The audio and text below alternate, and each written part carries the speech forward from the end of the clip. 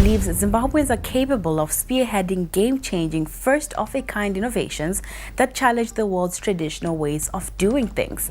You've been lied to about electric cars, and Africa just proved it. In Zimbabwe, a factory is quietly building over 30,000 self-charging vehicles. Every day, no cables, no fuel, no need for Tesla's network. The EV future we were promised? It's already outdated. So why are governments pretending this isn't happening? Why are battery stocks collapsing in silence? And what happens when this tech spreads to your country? Because by the time this ends, you'll understand this isn't innovation, it's rebellion. It's the car that shouldn't exist. Maxwell Chikumbutso wasn't a billionaire. He wasn't backed by venture capital or Silicon Valley think tanks. He was an unassuming inventor from Zimbabwe, one who had spent over a decade toiling in near-total obscurity. His creation? A vehicle that could power itself. No fuel, no plug, no emissions. A self-charging electric car that ran indefinitely, powered by ambient radio frequencies and internal conversion systems that no major automaker believed could function at scale. When videos of the car surfaced, the reaction from the Western press was immediate: disbelief. Analysts called it unscientific. Commentators labeled it a hoax. Elon Musk himself mocked the premise publicly, suggesting it defied the laws of thermodynamics. And for a moment, the laughter seemed to drown out the reality. That is, until the car kept running. Footage emerged of Chikumbutso's prototype driving through rural roads, through weather shifts, and even parked in the sun for days, with no recharge. Unlike conventional electric vehicles, it required no cable, no solar panels, no refueling. It simply ran. Engineers in Europe and the United States began to quietly examine the concept. Some admitted, privately, that they did not fully understand how the system worked. Others insisted it must be fake, yet none could explain how it continued operating without conventional energy input. But the most remarkable part wasn't the technology itself. It was the fact that this kind of breakthrough hadn't come from Silicon Valley, Stuttgart, or Tokyo. It had come from Africa, a continent long stereotyped as an importer of innovation, not its source. This time, the innovation didn't trickle down from the West. It surged up from the ground. And while Western automakers continued to mock the concept in public, something was happening behind the scenes that would change everything. Because Maxwell wasn't building just one car. He was preparing to build 30,000. But no one expected what came next. A continent rising while no one was watching. If this has you questioning everything you thought you knew about electric cars, hit that like button and subscribe to our channel. Africa didn't catch up. It skipped ahead. For years, Africa was dismissed as an emerging market. That phrase implied it was a few decades behind, slowly catching up to the automotive giants of Europe and Asia. But what few realized was that Africa was not playing the same game. It was inventing a new one. In Morocco, vehicle exports surged past 400,000 units in just 1 year, making it the continent's largest exporter. South Africa's auto sector now employs over 100,000 people and contributes massively to GDP. Nigeria's fledgling brands, like Innoson and Cancom, are no longer merely assembling, they're building from scratch. In Kenya, engineers now design vehicles tailored for unpaved roads, power blackouts, and extreme heat. These cars aren't trying to match Teslas. They are designed to outperform them in the environments where Teslas fail. African vehicles aren't built with luxury in mind. They're built with survival in mind. High ground clearance, manual override systems, easy-to-replace components, dust-proof internals. While Western brands bet on software updates, African engineers bet on mechanical resilience. They designed vehicles to function without perfect infrastructure, because perfect infrastructure doesn't exist everywhere. What emerged was a whole new automotive philosophy. Not consumer first, not tech first, survival first. And in that approach, Africa leapfrogged the traditional model of auto evolution. It didn't follow Detroit's path. It bypassed Germany's design legacy. It skipped the entire dependency cycle and built something new on its own terms. The world didn't understand it yet. They saw the headlines, but they didn't grasp the paradigm shift because they were still looking for African innovation to look like Western innovation. They didn't realize it had already passed them. And just as Africa found its stride, a new player entered the field: China. China's quiet invasion. While American commentators debated whether the self-charging vehicle was even possible, China moved in silently. Beijing didn't care if it broke the rules of Western engineering. What mattered was what it could do and what it could disrupt. Chinese investors began appearing at African tech expos and engineering schools. Quietly, they formed joint ventures. In Kenya, Chinese engineers worked with local startups to improve energy harvesting systems. In Uganda, radio frequency research centers received silent capital infusions. In Nigeria, tech parks hosted low-profile Chinese delegations that left with blueprints and non-disclosure agreements.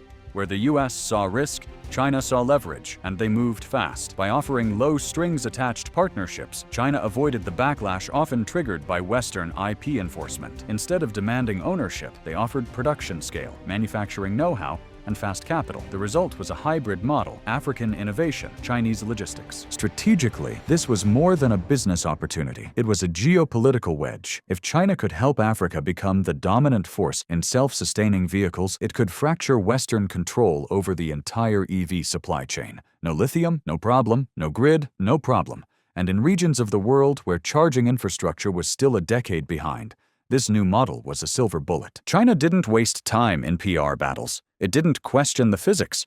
It funded the factories, it deployed the engineers, and it laid the foundations for a global shift. One that the Western world didn't take seriously until it was too late. But back in California, Elon Musk had a different plan. One that would soon spiral out of control. Musk's mockery backfires. When the first videos of the self-charging car from Africa began circulating online, most of the Western automotive industry either ignored them or dismissed them outright. But no one was louder or more publicly scathing than Elon Musk. Within hours of the video going viral, Musk posted a short but cutting tweet. "Violates thermodynamics. Do not fall for pseudoscience." It was the kind of confident tech supremacist tone that had worked for him before. His followers rallied, the media echoed the sentiment, and for a brief moment, Tesla appeared unfazed. But then came the backlash.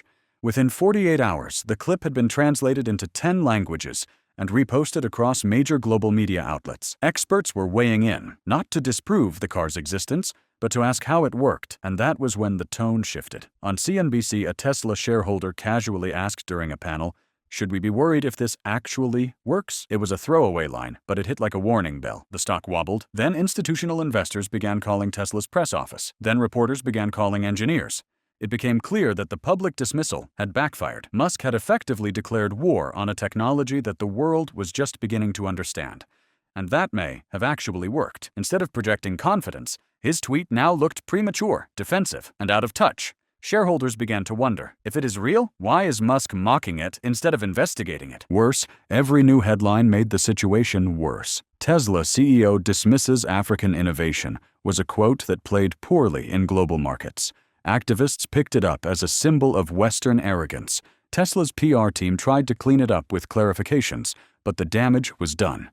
The world was watching, and Musk had drawn a line in the sand. He would soon learn that the line was not holding, because behind the scenes, Tesla engineers were racing to save everything. Charging stations are dead. For over a decade, Tesla's business strategy was built on one massive logistical advantage: the supercharger network, stretching across North America, Europe, parts of Asia, and expanding into Australia.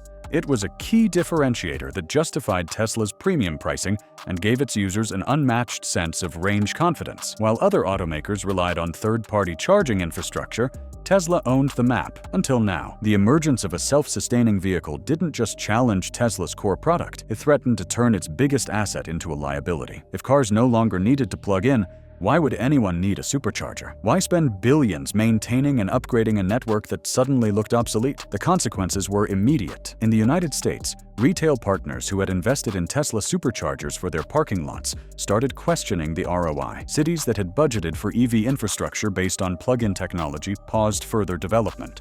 Companies like ChargePoint and Electrify America saw their stock dip as whispers spread through the tech and energy sectors. The model had changed, and no one had a contingency plan.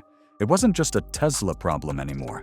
It was a systemic threat. Governments around the world had poured public funds into charging stations, offering tax incentives and rebates to companies that would help build the so-called electric highway. But now that investment looked stranded, tens of thousands of fast-charging hubs that might never be used the way they were intended. Inside Tesla, the concern was real. Supercharger expansion plans were quietly halted. Some mid-level managers began reassessing internal forecasts. Even engineers tasked with charger maintenance were asking questions. Was their work still relevant? And still, Tesla remained silent. But the financial fallout didn't stop there. It hit the core of the EV industry: batteries. The lithium crash begins. For years, lithium was the bloodline of of the electric vehicle revolution. From the salt flats of Bolivia to the mines of the Democratic Republic of the Congo, the global economy had been reorganized around the promise of a battery-powered future. Massive extraction projects had been funded, and nations had reshaped trade policy to protect and profit from this so-called white gold. Then came Africa's self-charging car, and with it, an existential crisis for the entire battery industry. Because the breakthrough in Africa didn't require lithium. It didn't require cobalt. It didn't require anything the current system was built to harvest. And that terrified everyone who had bet on batteries. Within a week of the self-charging vehicle announcement, commodities markets began to wobble. Lithium futures dipped, then plunged. Chilean officials called for emergency economic consultations. In Bolivia, community leaders near major extraction sites began staging protests, not against mining, but against the companies for potentially destroying their only industry by overcommitting to a dying model. Panasonic, one of the world's largest lithium-ion battery suppliers, issued a vaguely worded investor note, acknowledging market volatility. Behind the scenes, however, the panic was very real. Engineers were being tasked to reevaluate chemical frameworks. Executives were calling for strategy meetings to determine whether they could pivot to new technologies without knowing what those technologies even were. The environmental impact was equally complicated. On one hand, a collapse in lithium demand could mean less mining, less displacement, and less ecological destruction. On the other, it could mean rapid unemployment in regions where alternative jobs were scarce, and massive economic shocks in nations that had staked their futures on battery exports. The Green Revolution, it turned out, may have been built on unstable ground, and the vehicle that exposed it wasn't made in Germany, Japan, or the United States. It came from Zimbabwe, and while the industry collapsed, Tesla made its most desperate move yet. Tesla's secret panic. Inside Tesla's Fremont headquarters, the mood had shifted from confusion to crisis. Musk's tweet storm had not killed the story. If anything, it amplified it. And now that governments, investors, and even some loyal customers were asking questions, the company had no choice but to face the truth. This was no longer a fringe issue. The internal name was Project Infinite, a skunkworks initiative launched in secret to study, replicate, or discredit the African self-charging breakthrough. A group of Tesla engineers were reassigned from battery development to speculative energy harvesting. Some of them objected. Others were intrigued. No one had the data they needed. Everything they knew was from online videos, blog posts, and grainy footage. Musk remained defiant in public. He doubled down on his claim that the technology was scientifically impossible, but privately, he asked for contingency options. Could they license the tech? Could they buy out a startup? Could they reverse engineer something similar? His team had no clear answers. More troubling was Musk's refusal to reach out to the source. Multiple executives floated the idea of partnering with African innovators, even if only for research or PR optics. Musk rejected it. He believed acknowledging the technology, especially after mocking it, would signal weakness, but the longer he waited, the more it looked like Tesla was out of moves. Stockholders noticed. In a rare moment of visible strain, Tesla's market cap dipped sharply during an earnings call where the African car breakthrough was not mentioned. Financial analysts began to speculate. What if this is the first real threat to Tesla's monopoly on EV imagination? By the end of the quarter, morale had shifted. Tesla's top minds were no longer innovating, they were reacting. For a company built on moonshots and bravado, this was unfamiliar territory. Meanwhile, in Africa, the workers behind the revolution were about to change the story again. The workers who rewrote history. In a world racing toward automation, Africa did something no one expected. It leaned into human skill, not away from it. Inside the factories producing self-charging vehicles, it is not rows of robotic arms dominating the assembly lines. It is people. Real, trained, empowered people who understand what they are building and why it matters. These are not button pushers or temporary laborers. They are technicians, welders, fabricators, and system integrators who are redefining what a modern manufacturing job can look like. This isn't nostalgia. It is necessity and vision. African nations did not have the capital to build fully automated smart factories like those in Germany or the United States. But instead of seeing that as a disadvantage, they turned it into a strength. By prioritizing skilled manual labor over full automation, they created jobs that came with training, purpose, and a deep connection to the product being built. Workers weren't just building a car, they were helping build a movement. They took pride in the fact that the cars leaving the factory floor weren't just machines. They were proof that Africa could innovate, lead, and uplift at the same time. Labor unions across Zimbabwe, Nigeria, and South Africa quickly recognized the opportunity. Instead of resisting innovation, they embraced it. Union leaders pushed for policies that guaranteed skill development, wage growth, and worker representation in the expansion of the self-charging sector. The movement wasn't just economic, it was cultural. For many factory workers, this was the first time their labor wasn't treated as expendable. It was respected, protected, and nationally celebrated. This labor model didn't just raise incomes. It elevated dignity. Families that had lived in poverty for generations found themselves with stability, purpose, and pride. Children watched their parents help build cars that international media couldn't explain, and engineers in Silicon Valley couldn't replicate. Africa wasn't just creating jobs. It was creating new identities, new futures, and a workforce that felt ownership over one of the greatest breakthroughs of the modern era. And the jobs weren't just domestic, they were binding the entire continent together. The African economy without borders. What emerged in Africa was more than a series of isolated industrial wins. It was a continent-wide supply chain revolution. For decades, African nations had traded more with former colonial powers than with each other. Infrastructure was fractured, policies were protectionist. But the rise of the self-charging car changed that dynamic overnight. Suddenly, there was a shared goal, an opportunity to build something together that was bigger than national pride. And that's exactly what happened. Steel smelted in Kenya was routed by train to assembly plants in Zimbabwe. High-durability tires manufactured in Egypt were shipped to Nigeria for final assembly. Wiring harnesses were built in Ethiopia and moved to South Africa. Upholstery fabric came from Ghana. What had once been a continent of scattered manufacturing islands was now becoming a unified industrial bloc. This wasn't just trade. It was coordination. Countries began adjusting regulations, synchronizing standards, and eliminating cross-border tariffs for automotive components. The African Continental Free Trade Area, once viewed as a bureaucratic formality, suddenly had a mission. It became the economic circulatory system feeding the most important vehicle production wave in modern history. Pan-African cooperation wasn't just an ideal, it was a logistical necessity. And for the first time, it worked. The result? An entire continent moved from being consumers of other nations' innovation to co-producers of its own. Africa was no longer an assembly zone for foreign brands. It was a fully integrated, fully African ecosystem. And that new model didn't just raise GDP, it changed the stakes for every global automaker still relying on outdated supply chains and foreign outsourcing. But as Africa grew stronger, the United States realized it had made a colossal mistake. Washington's blind spot. The United States dismissed it as a hoax until China signed a $10 billion deal. When news of Africa's self-charging car first broke, most American officials saw it as a curiosity, at best, a YouTube myth. Intelligence briefings mentioned unconfirmed prototypes and unverified technologies. Even as videos emerged showing the vehicles in action, the official stance remained skeptical. The assumption was simple.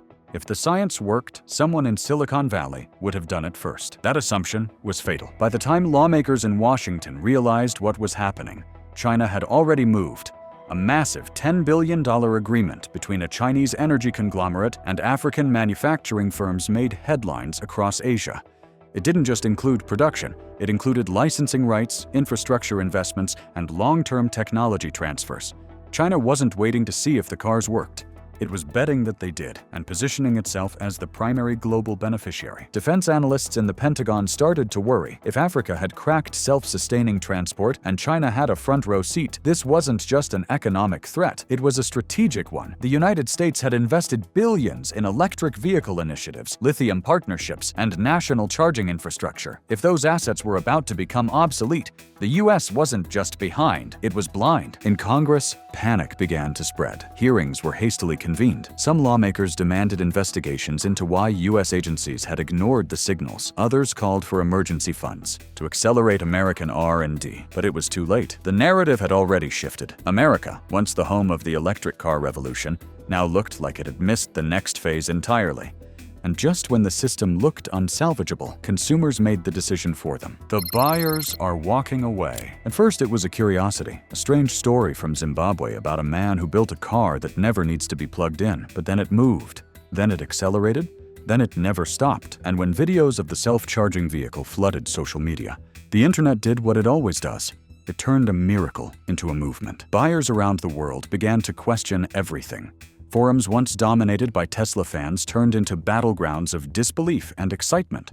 YouTube channels that had built their brands around range anxiety were now reviewing footage of a car that never needed charging. Influencers who once posted videos about the cost-per-mile efficiency of their electric vehicles now asked a blunt question: why are we still plugging in? For working-class families, the promise of a car that never refuels was more than novel. It was liberating. No more rising electricity bills. No more gasoline price spikes. For commuters in urban chaos, for farmers in remote provinces, and for first-time car buyers in Latin America and Southeast Asia, this car didn't just look different, it was different.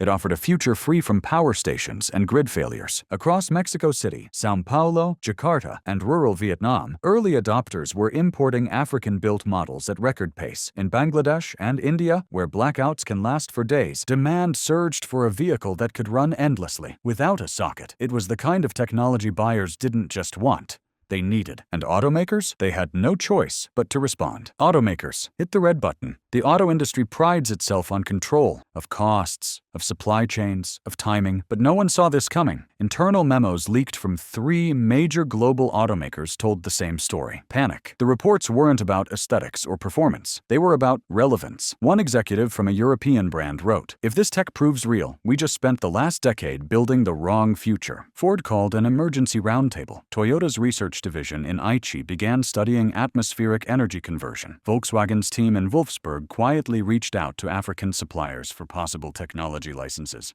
None of this was public. None of it could be. But behind closed doors, the race was on. Not to lead, but to survive. Research and development teams that had been focused on battery optimization were suddenly ordered to reverse engineer radio frequency converters. Labs that were days away from launching new EV models were told to halt. It was the red button moment, the drop everything and pivot command that only happens when existential threats are looming. But it was not just about engineering.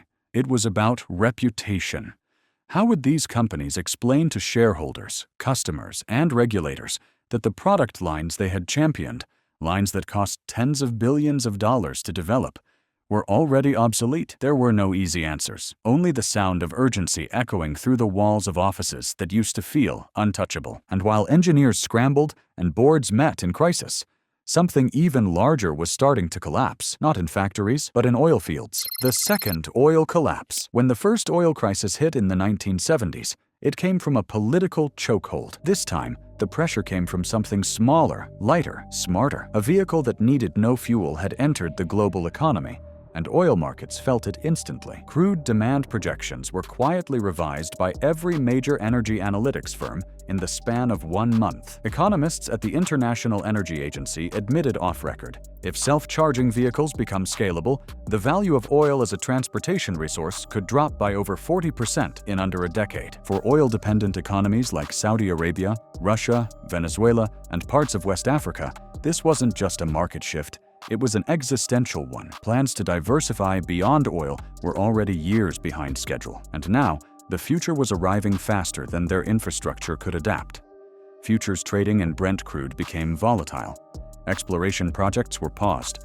Export plans were redrawn. Even the United States, with its fracking boom and energy independence doctrine, began reassessing. Entire states, from Texas to North Dakota, realized they might be sitting on a resource that was rapidly losing strategic value. What coal was to the 20th century, oil was quickly becoming to the 21st, a relic of a past that no longer matched the speed of innovation. And the message was clear. The world didn't need new pipelines, it needed new physics, because this wasn't just a fuel crisis. It was a redefinition of energy, and that redefinition had only just begun. The end of the charging era. By the time most people realized what had changed, it was already too late. The charging station, once the symbol of environmental progress, was starting to look like a monument to a dead dream. Governments had invested billions. Malls had built entire parking structures around them. Tech companies built apps to find them. And now they were fading into irrelevance. This wasn't just about replacing gasoline with electricity. It was about eliminating the need for energy dependency altogether. The African self-charging vehicle represented a leap, a vertical jump in technological logic that left legacy automakers flat-footed. For the first time in history, transportation was breaking free from infrastructure. Cities started revising their transit plans. Rural communities began investing in fleets of self-sustaining vehicles. Humanitarian missions and remote logistics providers restructured their operations to integrate the new mobility logic. Even military logistics teams began studying how self-powered movement could redefine field deployment strategies. And then there was climate. Environmental groups saw what decades of activism hadn't achieved, a breakthrough not just in emissions reduction, but in emissions elimination. No tailpipe, no plug, no fossil fuels, no grid stress. The carbon math didn't just improve, it transformed. But none of this came from Silicon Valley. None of it came from Germany, or Tokyo, or Detroit. It came from Harare, from engineers in factories across Nairobi, Lagos, and Kigali, from a continent that had been dismissed, overlooked, and underestimated. And this time, the world isn't following America, it's following Africa. They mocked it, now they fear it, and by the time they react, Africa will already be miles ahead. Like this video if you're ready to challenge the narrative, comment your thoughts on the future of energy, and subscribe to see how this story unfolds.